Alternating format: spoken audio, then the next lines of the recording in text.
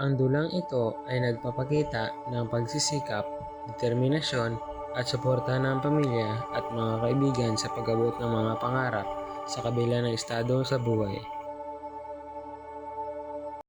Isang araw na naninirahan sa bayan na nagmamahalan na si Elena at Carlos.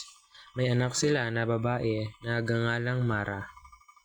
Sana makapagod sa iyong pag-aaral. Gusto ko maging doktor at makatulong sa pamilya natin. Mara anak, huwag mong nakalimutan ang sarili. Alam kong mahirap ang pinag-aaral. Pero matyaga ka.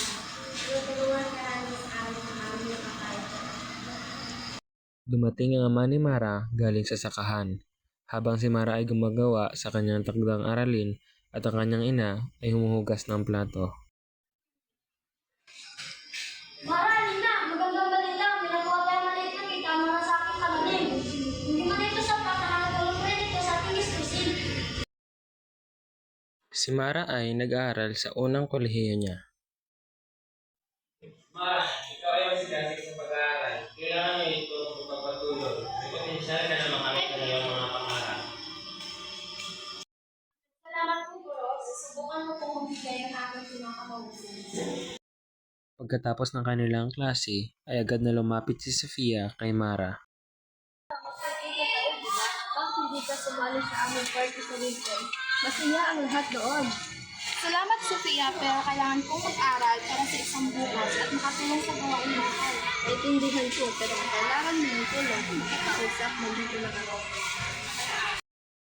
Natapos na ni Mara ang kanyang pag-aaral sa kolehiyo ng 4 na taon. Mara, bawal kami sa iyo dahil sa kabilang kailangan mo napakabot sa iyong pag-aaral. Maraming salamat sa lahat ng suporta ninyo. Dahil sa inyo, matupad ko ang aking pangarap.